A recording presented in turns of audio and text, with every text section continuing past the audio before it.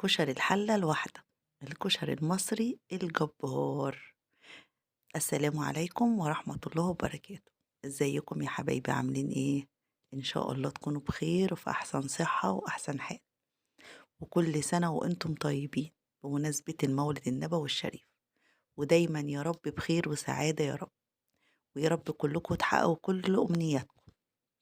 النهاردة هنعمل مع بعض كشري مصري في حلة واحدة بطريقة سهلة جدا جدا للمستعجلين والمزنوقين في المطبخ واللي ما عندهمش وقت. هنعمل أحلى حلة كشري. احنا كده بقى هنضارب محلات الكشري بطريقة سهلة جدا، بدون بقى ما نبهدل مواعين كتير.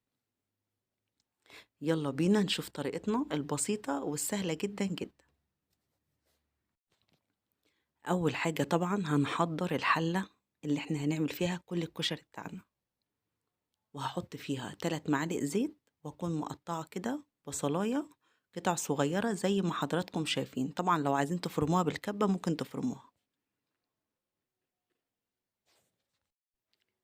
احنا مش هنحمر البصلة، يعني يا دوبك يدبل كده اكون نقع بقى العدس نص ساعة، ومصفياه كويس جدا، يعني اغسله وانقعه واصفيه كويس جدا، وبعد كده انزل بقى بيه على البصلة بتاعتنا.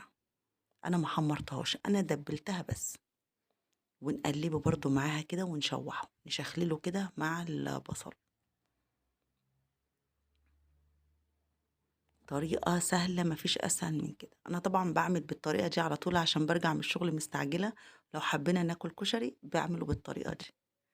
والله مش بيفرق عن الكشري التاني خالص. طبعا حطيت الفلفل الأسمر والكمون. طبعا الكشري مش بيحب التوابل كتير. وادي الرز بتاعنا، طبعا الكمية حسب راحة كل واحد، يعني ممكن تحطوا كوبايتين رز، 3 كوبايات، كوباية، زي ما حضراتكم عايزين حسب الرغبة بتاعتكم. أنا نزلت بالرز وأشوحهم برضو مع بعض. يبقى الأول البصلة صفرتها دبلتها يعني، وبعد كده العدس وشخللتهم مع بعض وحطيت التوابل، بعد كده نزلت بالرز وشخللت كله مع بعض. بعد كده بقى المكرونة بتاعتنا، برضو الكمية زي ما احنا عايزين.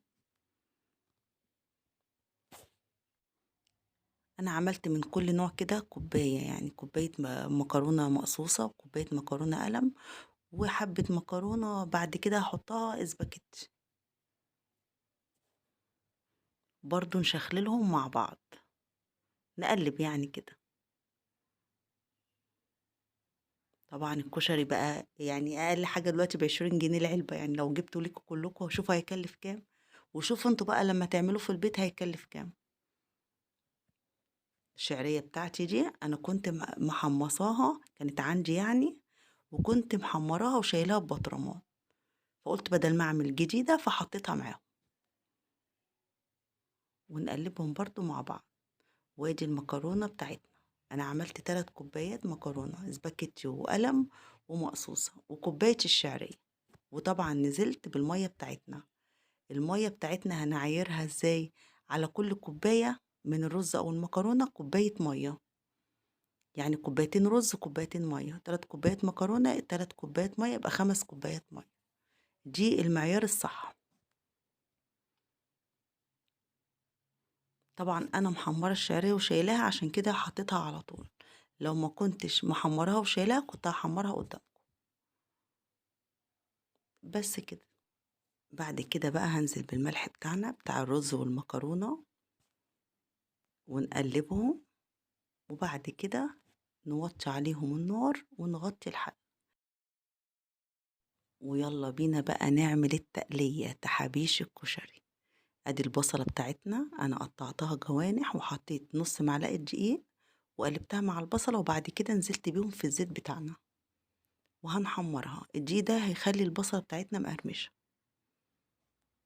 ونقلب بالشكل ده لحد لما البصلة بتاعتنا تحمر وتبقى جميلة.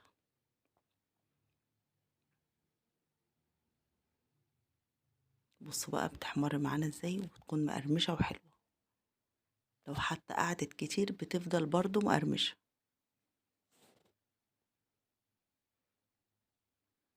ايه رأيكم بقى؟ بس كده نصفي بقى الزيت بتاعها في الحلة زي ما حضراتكم كده شايفين. ده الزيت اللي انا حمرت فيه البصل، ونزلت فيه في الزيت يعني بقطعة توم مفرومة، ونقلبها كده.